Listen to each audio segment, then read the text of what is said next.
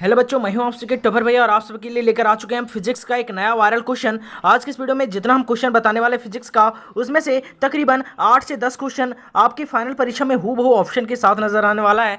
तो वीडियो के अंत तक बने रहना। चैनल पर पहली बार है, चैनल को जरूर सब्सक्राइब करके वीडियो को लाइक कर देना है। आप सभी हमें इतना प्यार दे रहे हैं, हमारे हर एक वीडियो को इतना ज़्यादा पसंद करें, इसलिए सबको बहुत बहुत धन्यवाद। हमारा हर एक वीडियो अभी ट्रेंडिंग में चल रहा है, तो इसमें से सबसे बड़ा योगदान आप सबों का। आपको बता दें कि ये फाइनल ईयर 2023 का पेपर होने वाला है। इस पेपर में जो है वो अच्छा खासा आपका पूछा गया था क्या चीज, तो जिससे आपको बहुत डर लगता है, और वो है आपका न्यूमेरिकल। तो उससे बिल्कुल भी नहीं डरना है, आपको अपनी बेहतरीन तैयारी कर लेनी है। उसके बाद न्यूमेरिकल आया, फिर न्यूमेरिकल ना आए उसकी धज्जियां उड़ा देना। ठीक है, चलिए हम लोग के सामने पहला क्वेश्चन है, कहता है which of the following force is not fundamental force in nature. कहने का मतलब इन चारों में से कौन ऐसा फोर्स है जो हमारा फंडामेंटल फोर्स के अंदर नहीं आता, यानी उसको हम लोग फंडामेंटल फोर्स नहीं बोलेंगे। तो इसका जो पहला का सही आंसर हो जाना है वो हो जाने वाला टेंशन, है ना। जो हम लोगों का टेंशन होता है वो हमारा फंडामेंटल फोर्स के अंदर नहीं आता है। बाकी ये सब strong nuclear force, gravitational force और इलेक्ट्रोमैग्नेटिक फोर्स, ये तीनों हमारा क्या है, एक फंडामेंटल फोर्स। और यहाँ पूछ रहा है नॉट फंडामेंटल फोर्स, तो हमारा सही आंसर क्या होगा, आपका ऑप्शन नंबर 4। कोई दिक्कत। दूसरा क्वेश्चन हम लोग के सामने बहुत प्यारा सा क्वेश्चन कहता है कि विच of the following relation is correct, है ना। यहाँ पे एनर्जी का 4 गो रिलेशन दिया, बोल रहा है कि इसमें से कौन सा करेक्ट है। तो आपको दिख रहा होगा ऑप्शन नंबर दूसरा, ई बराबर एम सी स्क्वायर, बहुत इंपॉर्टेंट भी है ना। तो ऑप्शन नंबर बी हम लोग का दूसरा क्या हो जाएगा, सही हो जाएगा। कोई दिक्कत। अगला क्वेश्चन हम लोग के सामने देख सकते हैं, यहाँ पे तीसरा क्वेश्चन बहुत आसान क्वेश्चन है। कहता है light year is the unit of, यानी जो लाइट ईयर जो होता है वो किसका यूनिट होता है, क्या डिस्टेंस का होता है, टाइम का होता है, स्पीड का होता है, या फिर इंटेंसिटी ऑफ लाइट का होता है। तो आपको बता दें कि लाइट ईयर जो है वो डिस्टेंस का यूनिट है, किसका, डिस्टेंस का, है ना। तो ऑप्शन नंबर पहला हम लोग का क्या हो जाएगा, सही हो जाएगा। ठीक है, अगला क्वेश्चन देखिए बहुत इंपॉर्टेंट और इजी क्वेश्चन है। कहता है कि 1 यूनिफाइड एटॉमिक मास यूनिट, यानी कि 1 U इज इक्वल टू, यानी कि 1 यूनिफाइड एटॉमिक मास बराबर कितना होता है, जिसको हम लोग बोलते हैं 1 AMU। दोनों सेम होता है ना, 1 AMU या फिर 1 यूनिट या फिर 1 यूनिफाइड एटॉमिक मास, तीनों बातें सेम है। ठीक है, तो 1 AMU या फिर 1 यूनिफाइड एटॉमिक मास जो होता है वो किसके बराबर होता है, तो उसका सही आंसर हो जाएगा आपका option number B, 1.66 into 10⁻⁻27 kg। इसको याद रखना है, बहुत इंपॉर्टेंट है ये फिजिक्स और केमिस्ट्री दोनों के लिए। ठीक है, तो 4 का सही आंसर होगा ऑप्शन नंबर दूसरा। अगला क्वेश्चन लोग के सामने फिफ्थ नंबर क्वेश्चन क्या कहता है, कहता है which of the following physical quantities has neither unit और नोर डायमेंशन, यानी कि कौन ऐसा इन चारों में से फिजिकल क्वांटिटी है जिसके पास ना ही आपका यूनिट होता है, यानी कि ना ही वो मतलब यूनिट है, ना ही, यानी कि कुल मिला के वो यूनिट लेस है, और ना ही उसका कोई डायमेंशन फॉर्मूला होता है। अब यूनिट ही नहीं होगा तो उसका डायमेंशन फॉर्मूला कहाँ होगा। तो पहला है आपका रिलेटिव वेलोसिटी, नहीं इसका तो होता है आपका यूनिट भी होता है, इसका डायमेंशन फॉर्मूला भी होता है। रिलेटिव डेंसिटी, हाँ रिलेटिव डेंसिटी का कोई भी यूनिट नहीं होता है और ना ही इसका कोई डायमेंशन फॉर्मूला होता है। तो ऑप्शन नंबर दूसरा हम लोग को क्या हो जाएगा, 5वां का सही हो जाएगा। ठीक है, बहुत आसान है ये सब चीजें। चलिए 6 नंबर क्वेश्चन क्या कहता है, देख सकते हैं यहाँ पे, आराम से देखना है। 6 नंबर क्वेश्चन कहता है the area under velocity time graph for a particle in a given interval of time represents. कहने का मतलब जो होता है वेलोसिटी टाइम ग्राफ, उसका जो आपका एरिया होता है, यानी कि उसका क्षेत्रफल जो होता है, किसका, वेलोसिटी टाइम ग्राफ का, वो हमें क्या देता है, क्या वेलोसिटी देता है, एक्सेलरेशन देता है, वर्क डन देता है, या फिर डिस्प्लेसमेंट देता है। तो इसका सही आंसर क्या हो जाएगा, 6 का हो जाएगा आपका डिस्प्लेसमेंट देता है। कैसे हम पहचानेंगे डिस्प्लेसमेंट, क्योंकि आपको पता है कि जो वेलोसिटी बराबर होता है change in displacement divided by time, ये ना होता है डिस्प्लेसमेंट बाय टाइम। तो हमको वेलोसिटी और टाइम ग्राफ है, तो हम आपको सिखाएं कि जब दो चीज दिया रहेगा तो तीसरा उसका आंसर होता है। तो हमको ये और ये ग्राफ यानी VT ग्राफ है, तो हमको क्या देगा, D देगा, यानी कि हमारा डिस्प्लेसमेंट देगा। तो इसका सही आंसर होगा आपका ऑप्शन नंबर 4। बहुत आसान है। अगला क्वेश्चन देखिए आराम से समझना, क्या बोलता है 7 नंबर क्वेश्चन कहता था motion of a particle is described by the equation, है ना। एक पार्टिकल से जो मोशन कर रहा है, ठीक है, उसका एक इक्वेशन के टर्म में हमको दे दिया x बराबर AT प्लस BT स्क्वायर, जहां बोला a बराबर है 15 सेंटीमीटर पर सेकेंड और b बराबर है हमारा 3 सेंटीमीटर पर सेकेंड। तो कहता है it instantaneous velocity at t is equal to 3 second will be. कहने का मतलब क्या है कि कोई पार्टिकल मोशन कर रहा है जिसका इक्वेशन जो है वो मोशन का इक्वेशन यानी गति का जो हमारा समीकरण है वो दे दिया है x बराबर AT प्लस BT स्क्वायर, और हमको यहाँ पे A का वैल्यू दिया है, B का वैल्यू दिया है, और हमको यहाँ पे टाइम का भी वैल्यू दे दिया। तो आपको पता है कि जब भी ऐसा हमको इक्वेशन दे देता है मोशन का, तो हमें उसे सॉल्व करने के लिए सबसे पहले हमें डिफरेंशिएशन का जरूरत पड़ता है, यानी कि उसको हम लोग डिफरेंशिएट करते हैं, है ना। ये तो पता होगा और बहुत ईजी भी है, बस आपको देखना है। अब देखिए हम लोग dx का डिफरेंशिएशन करेंगे किसके रिस्पेक्ट में, तो विथ t के रिस्पेक्ट में, है ना। dx बाई dt लिखेंगे, यानी x का डिफरेंशिएशन करेंगे dx बाई dt। को दिक्कत है समझने में यहाँ तक, क्योंकि हमको time instantaneous velocity at T बराबर 3 सेकंड ना बोला है, तो हमको टाइम के रिस्पेक्ट में उसको क्या करेंगे, डिफरेंशिएट करेंगे। ठीक है, कोई दिक्कत है? अब देखिए यहाँ पे ये हमारा कांस्टेंट है, ये हमारा कांस्टेंट है, तो कांस्टेंट बाहर रह जाएगा, कोई दिक्कत? अब देखिए टी का डिफरेंशिएशन, देखिए टी का डिफरेंशिएशन जब टी के रिस्पेक्ट में करेंगे तो आपको पता है कि ये हमको 1 देगा, है ना। ये तो इतना सिंपल पता है ना, क्योंकि देखिए किसी भी चीज़ का हम लोग जैसे यहाँ पे करते हैं d t by d t, है ना, यानी कि हम लोग डिफरेंशिएशन करेंगे टी का किसके, विथ रिस्पेक्ट टू टी। तो आपको पता है कि डिफरेंशिएशन में क्या होता है, इसका जो पावर रहता है ना वो सामने से गुना होता है, तो पावर कुछ नहीं तो 1 है, तो 1 सामने से गुना होगा और हो जाएगा यहाँ पे टी, और एक पावर घट जाएगा, तो 1 में एक पावर और घटा देंगे तो टी के पावर कितना हो जाएगा 0, और टी किसी के पावर 0 रहेगा तो उसका वैल्यू कितना होगा 1, और 1 से इंटू करेंगे 1 को तो हमारा वैल्यू कितना आएगा, फाइनली 1 आएगा। समझ में आ रहा ना? तो हम लोग डायरेक्ट लिख देते हैं कि टी का जो डिफरेंशिएशन होता है वो कितना आ जाता है 1। इतना तो सिंपल आपको पता ही होगा डिफरेंशिएशन, लेकिन क्या होता है ना कि फिजिक्स वाले जो बायोलॉजी खासकर रखते हैं उसको डिफरेंशिएशन में थोड़ा दिक्कत होता है, तो कोई बात नहीं है, आपका ये भाई है ना पूरा एक्सप्लेन करके इसलिए बताते हैं ताकि आपको थोड़ा सा भी डाउट ना रहे। ऐसा नहीं कि सिर्फ आया और ऑप्शन को टिक मार दिया, ऐसा ही भाई आपको आपके साथ बिल्कुल भी नहीं करने वाला है, क्योंकि आप नहीं भी पढ़ें, आपका सिलेबस नहीं भी कंप्लीट है, फिर भी आप हमारा मात्र 5 मॉडल सेट और हमारा ये 5 साल का जो PYQ आपको करा रहे हैं, बस इतना पढ़ लीजिए, फिर देखेंगे कैसे नहीं 40 में से 38-37 नंबर आएगा, सो आराम से आएगा। आप कहीं हमारा 5 ईयर का प्रीवियस ईयर जो हम अभी ये करा रहे हैं सो और 5 हमारा मॉडल सेट नहीं देखे तो इसी वीडियो के डिस्क्रिप्शन में हम लिंक दे दिए, आप जाइए और अपनी तैयारी को बेहतरीन कीजिए, या फिर आप प्ले लिस्ट में जाकर भी अपनी तैयारी जो है वो देख सकते हैं हमारा हर एक वीडियो। चलिए हम लोग आगे सीधे क्वेश्चन पर आते हैं, बातें कम करते हैं। चलिए तो टी का डिफरेंशिएशन आएगा 1, प्लस का प्लस, बी तो कांस्टेंट है तो बी तो यहाँ सामने रहेगा। अब जिस तरह हम लोग किए टी का, उसी तरीके से हम लोग टी स्क्वायर का डिफरेंशिएशन करेंगे किसके, विथ रिस्पेक्ट टू टी। अब देखिए टी स्क्वायर का करेंगे तो हमारा इसका पावर सामने से गुना होगा, सामने से गुना होगा, सामने से गुना होगा तो बन जाएगा 2, कोई दिक्कत है? अब टी का एक पावर घट जाएगा, तो एक पावर घटेगा तो दो था पहले पावर, तो एक घट जाएगा तो टी पर पावर 1 हो जाएगा, यानी इसका डिफरेंशिएशन आ जाएगा कितना 2t। समझ में आ रहा है कैसे किए सो, यानी टी स्क्वायर का डिफरेंशिएशन क्या हो जाएगा 2t, ये तो आपको पता ही होगा इतना। चलिए अब हम लोग इसको सॉल्व करेंगे, कितना सिंपल है, देखिए कुछ नहीं करेंगे, आप वैल्यू बैठा देंगे, है ना, वैल्यू बैठा देंगे। देखिए ए इंटू बी 1 है ना, तो ये इंटू 1 बोले तो ये ही है, ये इंटू 1 बोले तो यही है ना। चलिए अब यहाँ पे देखिए dx बाई dt हमारा क्या देगा, इंस्टेंटेनियस वेलोसिटी, यानी ये हमारा v बराबर क्या हो गया, ये इंटू 1, यानी ये और ये का वैल्यू है 15, तो यहाँ पे 15 बैठाएंगे, प्लस का प्लस b का वैल्यू कितना है यहाँ पे 3 इंटू 2, और t हमारा कितना देख सकते हैं, t बराबर 3 है। चलिए 3, तो देखिए 3 गुने 2 6, 6 18, 18 और 15, 18 और 15 कितना होता है 33 होता है, कितना होता है 33, यानी हमारा जो v आ गया यानी कि इंस्टेंटेनियस वेलोसिटी आ गया, वो हमारा कितना आ गया, तो 33 सेंटीमीटर पर सेकेंड स्क्वायर। कोई दिक्कत है समझने में, बहुत ईजी, बस आपको जरा सा भी टेंशन नहीं लेना है, जैसा हम बता रहे हैं जितना हम क्वेश्चन करा रहे हैं आपको बस उतना करना है, उसके बाद फोड़ दीजिएगा। देखिए बहुत अच्छा क्वेश्चन है, 8 नंबर कहता है बॉडी जो है वो initially at rest is moving with uniform acceleration, ये कहता है its velocity after n second is भी, कहता है the velocity of the body in last 2 second is. कहने का मतलब क्या है, देखिए एक जो कोई भी जो है वो बॉडी है, क्या है एक बॉडी है, मतलब कोई भी ऑब्जेक्ट है जो रेस्ट में है पहले, तो उसका इनिशियल वेलोसिटी कितना हो जाएगा 0 हो जाएगा, सिंपल सी बात है। अब वो क्या करता है, एक यूनिफॉर्म एक्सेलरेशन, यानी कि यूनिफॉर्म एक्सेलरेशन से क्या करता है, घूमता है, यानी कि एक्सेलरेशन का वैल्यू कुछ नहीं दिया तो ये बराबर यही है।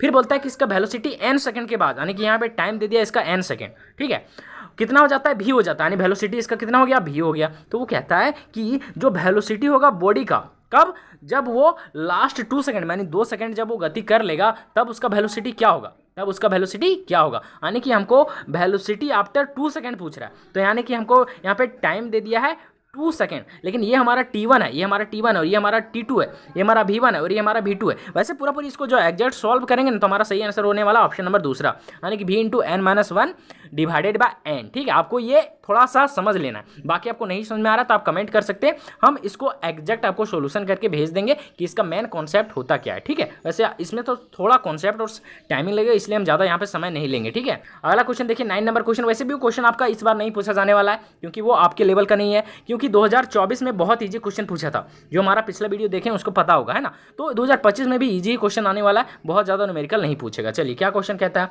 कहता football is kicked into a air vertically upward with velocity u। कहने का मतलब क्या है कि एक फुटबॉल है, ठीक है, उसको किक किया जाता है, नहीं मारा जाता है, ठीक है, कहाँ तो ऊपर में, ठीक है, वर्टिकली मारा जाता है अपवर्ड में, तो उसका जो यहाँ पे वेलोसिटी है वो कितना है, u बोला, u है। चलो बोलता था velocity of ball at the highest point, तो कहता है कि ये जो फुटबॉल जो ऊपर जा रहा है, ये फुटबॉल अभी ऊपर जाएगा सबसे ऊपर, तो जहाँ सबसे ऊपर चला जाएगा यानी कि वहाँ चला जाएगा जहाँ से फिर नीचे आएगा, तो उस टाइम इसका वेलोसिटी क्या होगा, तो आपको पता है कि सबसे पीक पर वेलोसिटी जो हो जाता है वो कितना हो जाता है, 0 हो जाता है, आपको पता है ना। तो वेलोसिटी इसका कितना हो जाएगा 0, यानी ऑप्शन नंबर तीसरा हम लोग का क्या हो जाएगा जाएगा? सही हो जाएगा। कितना ईजी क्वेश्चन है कि नहीं? थोड़ा कॉन्सेप्ट वाला है। अगला क्वेश्चन देखिए, तो और ईजी है। क्या कहता है 10 नंबर क्वेश्चन?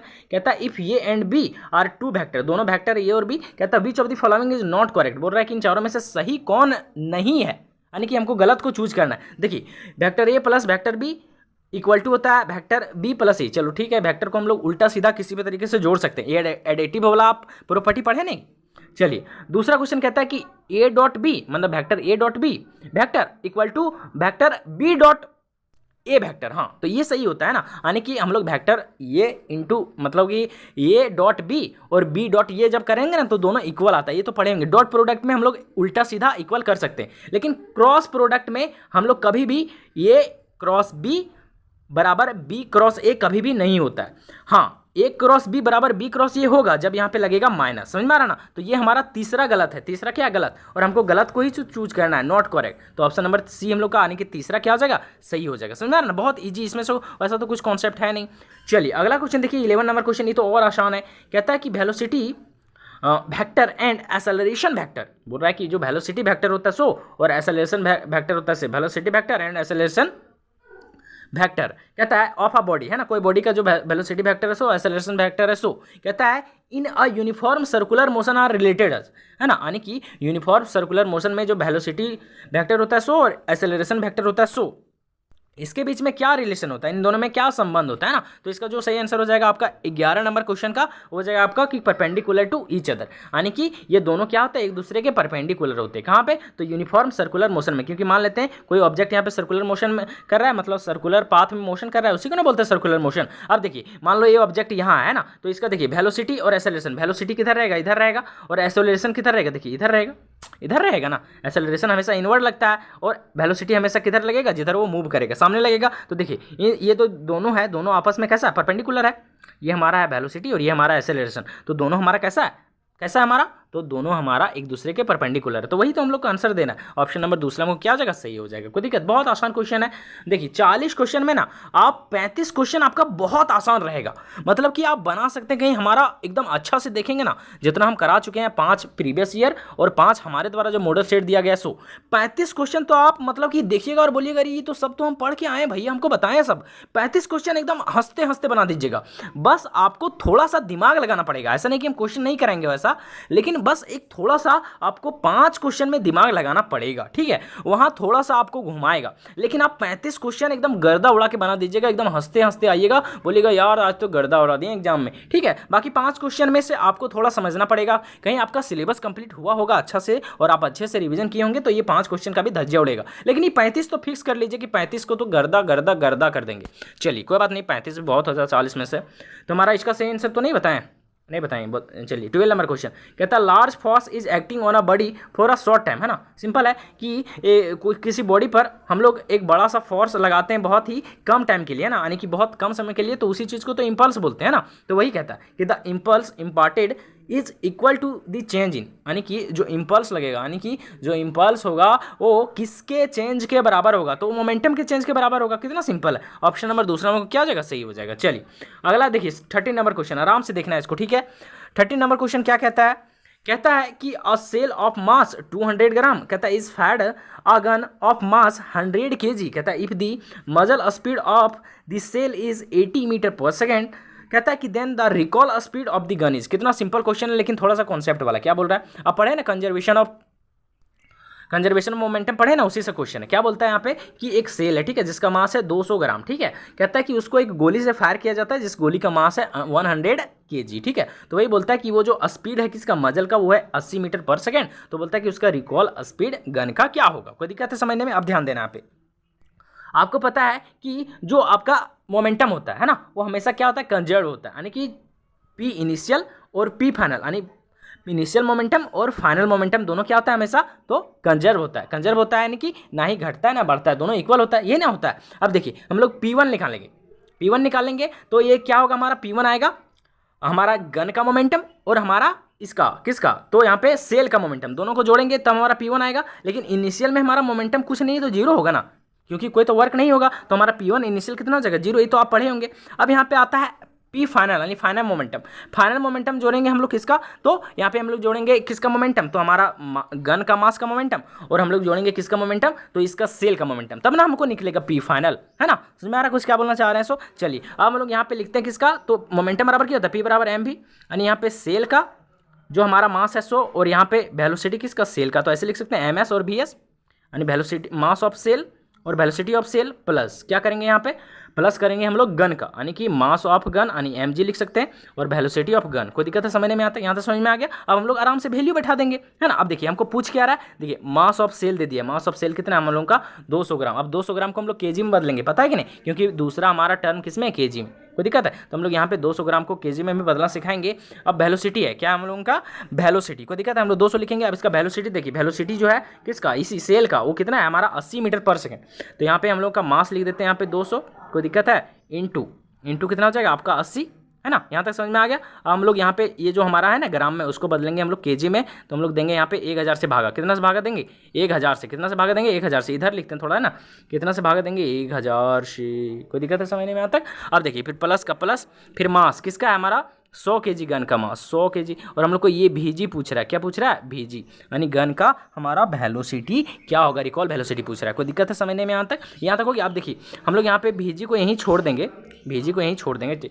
अब ये हमारा किस में है आपका प्लस में, इधर जाएगा तो माइनस में हो जाएगा, है ना, और ये अब यहाँ पे ये रहेगा गुना में, नीचे आएगा तो भागा में हो जाएगा। अब ये इसको हम सॉल्व करते हैं, यहाँ पे ध्यान देना कैसे, देखिए ये वाला पूरा टर्म है, इधर जाएगा तो हो जाएगा किसमें, प्लस में माइनस में, वैसे काट लेते हैं ना इसको, 2 जीरो यहाँ पे 1 3 जीरो, तो इसको खत्म कर देते हैं।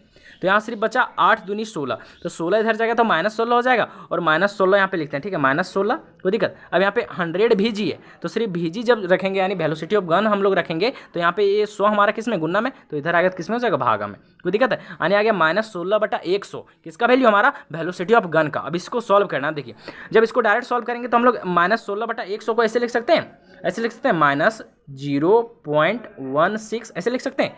और ये हमारा क्या है आपका, तो आपका स्पीड है, स्पीड होता है मीटर पर सेकंड में, यानी -0.16 मीटर पर सेकंड, -0.16 मीटर पर सेकंड, -0.16 मीटर पर सेकंड। ये हमारा आंसर आया। कैसे किए समझ में आ गया ना। आपको नहीं समझ में आया तो थोड़ा सा वीडियो और पीछे कर लेना है। अब हमारा एक भी आंसर जो है इसमें नहीं है, मीटर पर सेकंड में आपका ये है, तो ये तो होगा नहीं, है ना। देखिए मीटर पर सेकंड में ये है, ये तो होगा नहीं। अब हमको किसी भी तरीके से इस 16 मीटर पर सेकंड को बदलना है सेंटीमीटर पर सेकंड स्क्वायर में, और आपका 8 मीटर पर सेकंड स्क्वायर में, ठीक है। यहाँ पे पूछ रहा है आपका वेलोसिटी, और वेलोसिटी होता है मीटर पर सेकंड, लेकिन यहाँ पे दिया मीटर पर सेकंड। हाँ चलो मीटर पर सेकंड है ना, हम उल्टा पढ़ दिए। हाँ सेंटीमीटर पर सेकंड में बदलना है, किस में बदलना है हमको, सेंटीमीटर पर सेकंड में। अब यहाँ पे देखिए 0.16 मीटर पर सेकंड है, इसको बदलना है सेंटीमीटर पर सेकंड में। तो देखिए यहाँ पे मीटर पर सेकंड है, सेंटीमीटर में बदलने के लिए आपको पता है कि क्या करेंगे, मीटर से सेंटीमीटर में बदलना है, तो इसको कर देंगे 100 से गुना। कोई दिक्कत है। अब 100 से जैसे गुना करेंगे तो आपको पता है कि ये 2 पॉइंट के बाद इधर ही घसक जाएगा, तो इधर ही घसेगा तो बचेगा -16 ना बचेगा, और इसको खत्म कर देगा। समझ में आया कैसे किए, सो नहीं समझ में आया, देखिए यहाँ पे 0.16 इंटू है कितना 100, कोई दिक्कत है ना, कोई दिक्कत नहीं है। अब देखिए आपको पॉइंट हटाने का नियम पता है कि हम लोग यहाँ पॉइंट हटाते हैं तो यहाँ पे 1 लिखेंगे और 2 जीडी थे तो यहाँ पे 2 जीरो, कोई दिक्कत। अब देखिए ऐसे से ऐसे कट गया, खत्म हो गया, ऐसे भी कर सकते हैं। तो यहाँ बच गया सिर्फ कितना 16, यानी कि इधर माइनस था तो -16, तो इसका आंसर होगा आपका -16 सेंटीमीटर पर सेकंड। लेकिन माइनस में वैल्यू नहीं है तो हम लोग प्लस वाला कोई टिक कर देंगे, तो ऑप्शन नंबर पहला हम लोग को क्या हो जाएगा, सही हो जाएगा। बहुत ईजी, आपको बिल्कुल भी टेंशन नहीं लेना। अगला क्वेश्चन देखिए आपके सामने क्या कहता है, ये तो एकदम सिंपल क्वेश्चन है, ऐसा क्वेश्चन तो हम करा चुके हैं आपको। 14 नंबर क्वेश्चन कहता है body is moving under the action of 2 force. एक बॉडी है वो मूव कर रहा है जिस पर 2 फोर्स लग रहा है, F1 लग रहा है 2i कैप -5j कैप, और F2 का वैल्यू है 3i कैप -4j कैप। कहता है कि its velocity will become uniform under a third force F3 given is. कहने का मतलब हमको पूछ रहा है क्या चीज़, तो F3 का वैल्यू पूछ रहा है कब, जब इसका वेलोसिटी क्या होगा, यूनिफॉर्म होगा, यानी कि यूनिफॉर्म वेलोसिटी में हमको F3 का वैल्यू पूछ रहा है। तो यूनिफॉर्म वेलोसिटी है तो हमारा जो V का वैल्यू हो जाएगा वो हो जाएगा 0, क्योंकि यूनिफॉर्म वेलोसिटी है तो जनरली हमारा चेंज इन वेलोसिटी कितना हो जाएगा, 0 हो जाएगा।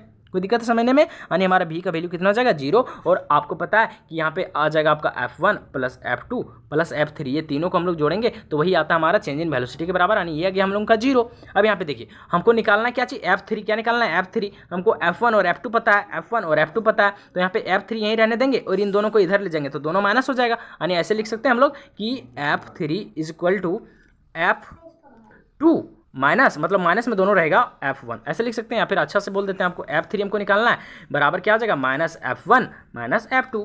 कोई दिक्कत है समझने में, क्योंकि उधर दोनों प्लस में था, इधर आ गया दोनों माइनस में हो जाएगा। हमको इसको सॉल्व करना है। देखिए माइनस का माइनस दिए, कोई दिक्कत है यहाँ पे। अब देखिए F1 का वैल्यू कितना है 2i है ना, देखो 2i, ठीक है।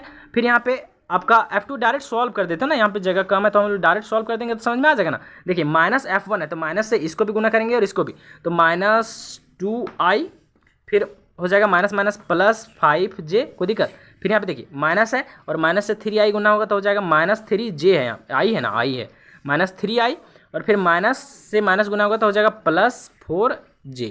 कोई दिक्कत है समझने में यहाँ तक। अब इसको देखिए माइनस 2i और माइनस 3i कितना हो गया, 3 और 2 5i, minus 5i minus 5i। कोई दिक्कत है। अब देखिए प्लस 5j और माइनस प्लस 5j और प्लस 4j, प्लस 5j और प्लस 4j कितना हो गया प्लस 9j। यहाँ पे कैप लग जाएगा तो इसका सही आंसर होगा minus 5i plus 9j, minus 5i और प्लस 9j। ऑप्शन नंबर 4 हम लोग क्या हो जाएगा, सही हो जाएगा। बहुत सिंपल था, कैसे कि आपको समझ में आ गया ना। चलिए अगला क्वेश्चन आपके सामने देख सकते हैं, यहाँ पे 15 नंबर क्वेश्चन क्या कहता है, बहुत सिंपल क्वेश्चन है। कहता है the coefficient of static friction between the box and train floor is 0.2। कहता है the maximum acceleration of the train in which box lying on its floor will remains stationary is. आराम से समझना क्या बोल रहा है कि जो कॉफिशिएंट है किसका, स्टैटिक फ्रिक्शन का, किसके किसके बीच में, बॉक्स और ट्रेन के बीच में, वो आपको दिया है 0.2।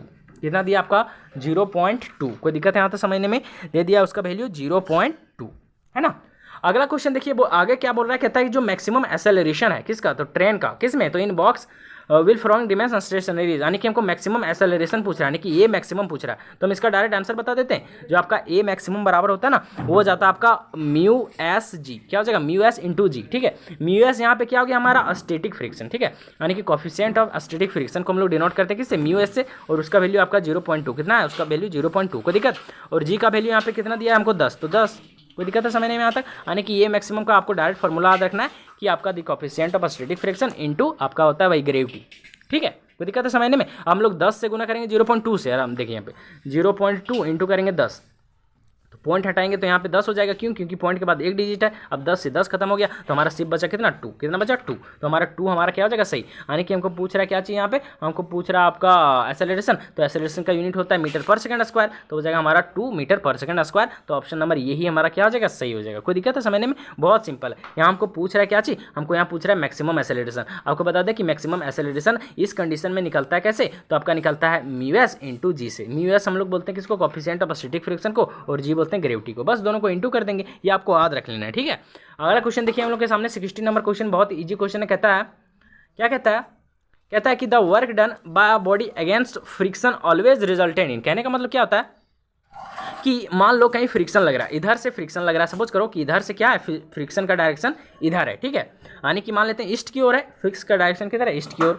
अब वर्क डन इसके अगेंस्ट में किया जा रहा है, यानी कि वर्क डन जो है वो फ्रिक्शन इधर लग रहा है, तो वर्क डन का डायरेक्शन ये है, यानी कि वर्क डन इधर हो रहा है, फ्रिक्शन इधर लग रहा है, और वर्क डन जो है वो इधर हो रहा है, उल्टा है ना, अगेंस्ट हो रहा है। तो इसका रिजल्टेंट हमेशा क्या देगा, इसका रिजल्टेंट होगा वो क्या देगा, क्या लॉस ऑफ काइनेटिक एनर्जी होगा इसमें, या फिर लॉस ऑफ पोटेंशियल एनर्जी होगा, या फिर गेन ऑफ काइनेटिक एनर्जी, या फिर गेन ऑफ पोटेंशियल एनर्जी। तो इसका जो 16 का सही आंसर आपका हो जाएगा ना, वो जाएगा इसमें लॉस ऑफ काइनेटिक एनर्जी, यानी जो काइनेटिक एनर्जी होगा उसका लॉस होगा, है ना। ऐसा कब, जब वर्क डन जो होगा वो बॉडी के अगेंस्ट में काम करेगा, किसके, तो फ्रिक्शन की। कोई दिक्कत है समझने में, यानी फ्रिक्शन इधर लगेगा और वर्क डन इधर हो रहा है ना, तो आपका फाइनल जो रिजल्टेंट होगा वो काइनेटिक एनर्जी क्या हो जाएगा, कम हो जाएगा, यानी कि लॉस करेगा। ऑप्शन नंबर पहला हम लोग क्या हो जाएगा, सही। समझ में आ रहा है ना कैसे बता रहे हैं। सो देखिए, इसलिए हम जहाँ तक हो रहा है हद से ज़्यादा एक्सप्लेन करने का प्रयास कर रहे हैं ना। अब इससे ज़्यादा एक्सप्लेन जो है वो क्या ही कर सकते हैं ना, आपको समझ में तो आ रहा है ना। हम इसलिए आराम से बता रहे हैं आपको, और पूरा एकदम डिटेल्स में सॉल्यूशन करके बता रहे हैं। ऐसा नहीं कि बाबू ये फार्मूला पर इसको सॉल्व कर लेना, ऐसा नहीं है।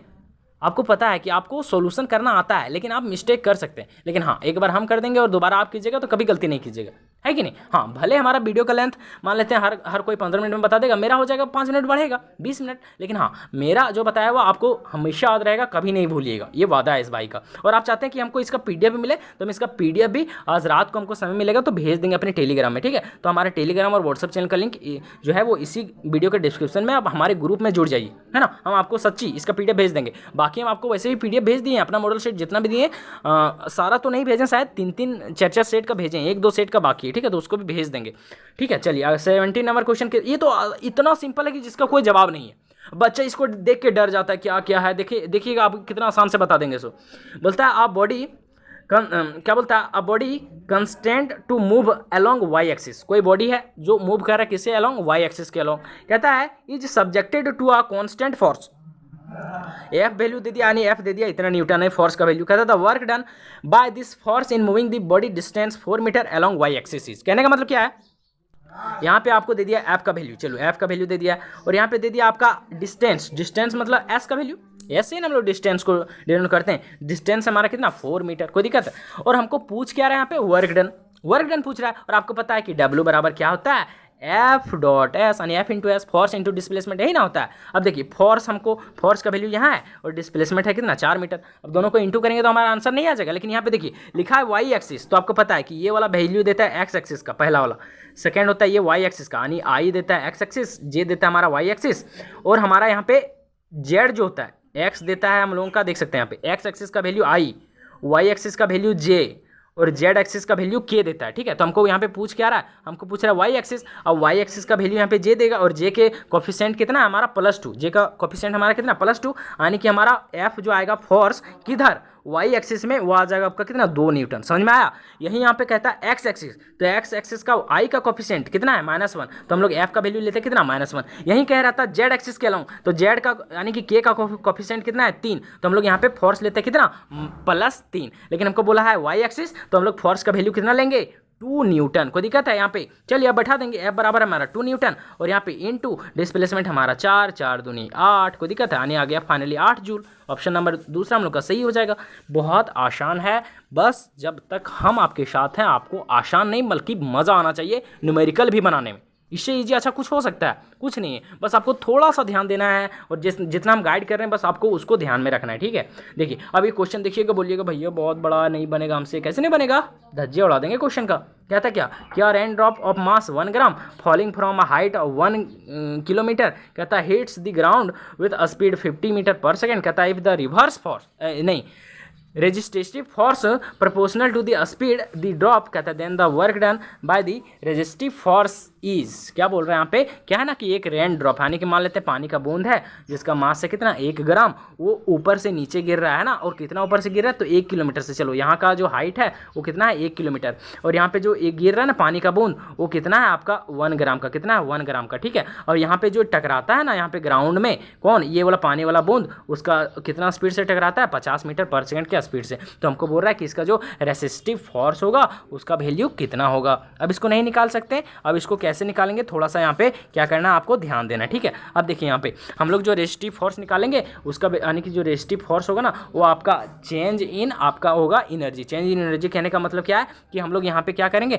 हम लोग निकालेंगे पोटेंशियल एनर्जी और फिर निकालेंगे काइनेटिक एनर्जी। अभी हम आपको इसका पूरा सॉल्यूशन बताने वाले। ठीक है, पहले हम लोग क्या करेंगे, निकालेंगे पोटेंशियल एनर्जी और फिर हम लोग निकालेंगे क्या चीज़, काइनेटिक एनर्जी, और हम लोग करेंगे काइनेटिक एनर्जी में घटा देंगे किसको, पोटेंशियल एनर्जी को। कोई दिक्कत है समझने में। काइनेटिक एनर्जी का फॉर्मूला पता है आपको, हाफ mv² होता है, और पोटेंशियल एनर्जी का फॉर्मूला पता आपको होता है mgh। कोई दिक्कत है समझने में। अब देखिए यहाँ पे हम लोग बैठाएंगे इसको, देखिए हाफ हाफ हाफ, कोई दिक्कत है, m हमारा मास है, आपको देखते जाना बस। ठीक है, मास कितना हमारा, मास कितना 1 ग्राम, अब ग्राम को बदलना पड़ता है केजी में। ठीक है, तो यहाँ पे मास हम लोग लिख देते हैं 1 ग्राम, कितना लिखते हैं 1 ग्राम, और केजी में बदलेंगे तो इसको भागा देंगे कितना से, 1000 से, कोई दिक्कत है। फिर इंटू v², वेलोसिटी 50 है तो 50 इंटू 50, कोई दिक्कत है। फिर यहाँ पे mgh, मास फिर हमारा कितना है देखिए 1 ग्राम, तो यहाँ पे 1 है, इसको बदलेंगे हमको किस में, केजी में, तो 1000 से भागा देंगे। फिर g, ग्रेविटी कितना हम लोगों का 10 है, और हाइट कितना है देख सकते हैं 1 किलोमीटर, तो 1 किलोमीटर का 1 किलोमीटर रखेंगे, लेकिन नहीं 1 किलोमीटर को हमको मीटर में बदलना पड़ेगा ना, ऐसा यूनिट में, तो ऐसा यूनिट होता है इसका मीटर, तो इसको भी कितना से गुना करना पड़ेगा 1000 से, तो 1 × 1000 तो लिख सकते हैं इसको 1000 मीटर, तो यहाँ हो गया 1000, थोड़ा सा ध्यान देना। ठीक है, चलिए अगला यहाँ पे समझना है आपका, नीचे यहाँ पे देखिए क्या है, यहाँ पे 1 शून्य से 1 शून्य गया, यहाँ पे दूसरा शून्य से दूसरा शून्य गया, खत्म हो गया। कोई दिक्कत है समझने में। अब ध्यान दीजिए यहाँ पे नीचे है यहाँ पे 1000 और ऊपर है यहाँ पे 1000, तो ये खत्म हो जाएगा। अब सिर्फ यहाँ पे बचा कितना 10, यानी कि mgh जो हमारा आया कितना आया -10 आया, कितना आया -10। कोई दिक्कत है समझने में। अब इधर हमको सिर्फ सॉल्व करना है। ठीक है, यहाँ बचा 5 × 5 25, और 25 बटा यहाँ पे बचा ना 5 × 5 25, और नीचे बचा यहाँ पे 10 दूनी 20, यानी 25 बटा 20, कितना बचा 25 बटा 20, और उधर -10, यानी 25/20 और -10, जिस तरह हम बताए ना उसको आपको सिर्फ सॉल्व कर, ठीक है। आप इसको आराम से बनाएंगे। देखिए 5 से काटेंगे, 5 चौके 20 और 5 25, कोई दिक्कत। अब यहाँ पे भागा देंगे। देखिए 5 यहाँ 4 है, ऊपर 5 है, तो 4 एकम 4, फिर यहाँ देंगे पॉइंट और फिर यहाँ बचेगा 1, तो 4 मतलब 1 और 0 10 हो गया, तो 4 दूनी 8, फिर बचा कितना 2 और 20 हो गया, तो 4 5 कितना हो गया 20, यानी कि 1.25 - 10। अब 10 में से हम लोग घटाएंगे 1.25, तो कितना आ जाएगा आपका, आना चाहिए आपका माइनस, है ना। 10 में गया 1 तो बचा 9, यानी आ जाएगा आपका -8.75, है ना, आ जाएगा -8.75, ठीक है। तो 8 का हम लोगों का सही आंसर क्या हो जाएगा आपका -8.75, है ना। तो इसका सही आंसर कहाँ है आपका 18 नंबर क्वेश्चन का आपका ऑप्शन नंबर 4 हो जाएगा ना, -8.75, ऑप्शन नंबर 4। कैसे बनाए समझ में आ गया ना। कुछ नहीं किए, बस पोटेंशियल एनर्जी निकालें, काइनेटिक एनर्जी निकालें और दोनों को घटा दिए, बस हो गया। देखिए 19 नंबर क्वेश्चन बोलता है क्या, 19 नंबर क्वेश्चन बोलता है the power of a water pump is 2 kilowatt. कहता है इफ जी जो है हमारा 10 मीटर पर सेकंड स्क्वायर है, कहता था amount of water it can rise in 1 minute to a height of 10 metre is. आराम से समझना है, ये भी बहुत आसान क्वेश्चन है। क्या बोल रहे हैं यहाँ पे कि पावर हमको दे दिया है किसका, वाटर पंप का, जिसका है 2 किलोवाट, ठीक है। चलो अच्छा पावर दे दिया हमको, फिर यहाँ पे दे दिया है जी, किसका वैल्यू दे दिया है, जी का वैल्यू। चलो जी का वैल्यू 10 है। कहता है amount of water can be rise 1 minute, हमको टी भी दे दिया, टाइम 1 मिनट बोले तो 60 सेकेंड। हमको बोलता है कि हाइट इसका जो है वो हमारा है कितना 10 मीटर, चलो हाइट भी दे दिया। आपको पी दिया है, फिर जी दिया है, टी दिया है और हाइट दिया है।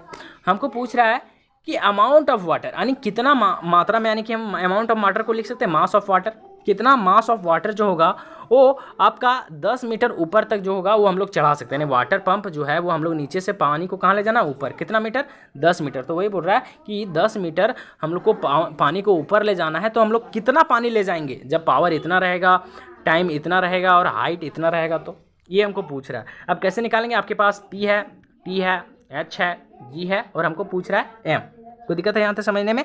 अब आपको पता है कि पहले पावर है यहाँ पे, तो पावर बराबर आपको पता है कि पावर बराबर क्या होता है, work done divided by time, यही होता है। पावर बराबर क्या होता है, W/T, यही होता है। पावर बराबर क्या होता है, W/T होता है। कोई दिक्कत। अब यहाँ से हम लोग ऐसे निकाल सकते हैं, आपका यहाँ पे W/T है तो हम लोग को W निकाल सकते हैं। W बराबर हम लोग बोल सकते हैं PT हो जाएगा। W बराबर यानी वर्क डन बराबर हम लोग बोल सकते हैं कि PT हो जाएगा। सो चलिए ये सब मिटा दें सब। हाँ W बराबर हमारा क्या हो जाएगा PT। कोई दिक्कत। पावर कितना हम लोग का 2 किलोवाट। 2 किलोवाट को हम लोग 1000 से गुना करेंगे तो हमारा वाट में बदल जाएगा, यानी 2000 हो जाएगा। ये 2000 इंटू टाइम हमारा कितना है, हमारे देख सकते हैं 1 मिनट बोले तो 60 सेकेंड। चलो अच्छा थोड़ा सा वेट करना है। तो हम लोग आराम से पहले क्या निकाल लेंगे, हम लोग निकालेंगे वर्क डन, यानी कि W बराबर क्या हो जाएगा हमारा PT। P हमारा पावर कितना देख सकते हैं यहाँ पे 2 किलोवाट। 2 किलोवाट यानी 2, और इसको बदलेंगे वाट में तो 1000 से गुना करना पड़ेगा। टाइम हमारा कितना है, आपको ज़रा से भी टेंशन नहीं लेना है। 1 मिनट में होता है 60 सेकेंड। कोई दिक्कत। अब देखिए 1000 से 2 को गुना करेंगे तो हमारा हो जाएगा 2000 हो जाएगा ना, और 2000 इंटू 60, तो 60 से गुना करेंगे देखिए 6 दूनी 12 है ना, यानी आ जाएगा 6 दूनी 12000 यानी 1 लाख। देखिए डायरेक्ट गुना करके देखते हैं। 6 दूनी क्या हो गया हम लोग का 12 और 3 और 1 4 शून्य, यानी 1 2 3 4 शून्य, यानी टोटल आ गया हम लोग का 1,20,000। कितना आ गया हम लोग का वर्क डन 1,20,000 है ना। वर्क डन कितना आ गया हम लोग का 1,20,000। कितना आ गया 1,20,000। ठीक है। अब हम लोग यहाँ पे क्या करेंगे, हाइट निकालना। और हाइट निकालने के लिए हम लोग क्या कर सकते हैं यहाँ पे, तो हाइट निकालने के लिए हम लोगों को यहाँ पे करना पड़ेगा, आपका निकालना पड़ेगा हम लोग का मास, है ना। और मास कैसे निकालेंगे तो आपको यहाँ पे बता देते हैं कि जो हमारा मास निकलेगा वो हमारा जो वहाँ पे वर्क डन आएगा ना वो आ जाएगा हमारा mgh के बराबर, है ना। यानी कि mgh कहने का मतलब जो हमारा पोटेंशियल एनर्जी होता है ना, तो वर्क डन उसी के बराबर हो जाएगा, क्योंकि वर्क डन और एनर्जी दोनों सेम होता है ना। तो यहाँ पे हमको चाहिए क्या चीज़ चाहिए, मास चाहिए। कोई दिक्कत। हम लोग को W देखिए यहाँ पे है जी हमारा ग्रेविटी दिया है हम लोग का। ग्रेविटी कितना है, ग्रेविटी तो वैसे हम लोग बता सकते हैं। जी का वैल्यू देखिए 10 मीटर पर सेकंड स्क्वायर है। और हाइट हमको पूछ रहा है, तो हाइट हम लोग का 10 मीटर, तो 10 यहाँ पे बैठा देंगे, जी का वैल्यू यहाँ बैठा देंगे, मास यहीं रहने देंगे, और W वर्क डन हम लोग ये कर देंगे। ठीक है। कोई दिक्कत है समझने में। यानी कि हम लोग लिख सकते हैं कि M बराबर W/GH, M बराबर W/GH, यानी M बराबर W हम लोग का कितना है 1,20,000 यही ना आया।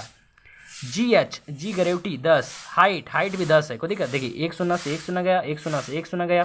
फाइनली हम लोग का जो मास आ गया, यानी कि अमाउंट ऑफ वाटर आ गया, वो कितना आ गया 1 2, यानी कि इकाई दहाई सैकड़ा हज़ार, यानी 1,200। कितना आ गया 1,200, यानी कि 1200 बोल सकते हैं। यानी कि अमाउंट ऑफ जो हम लोग का वाटर हम लोग ले जाएंगे वो कितना ले जाएंगे हम लोग 1200, यानी कि 1200 कहाँ है यहाँ पे देख सकते हैं 1200 लीटर। चलिए ऑप्शन नंबर 4 हम लोग क्या हो जाएगा, सही हो जाएगा।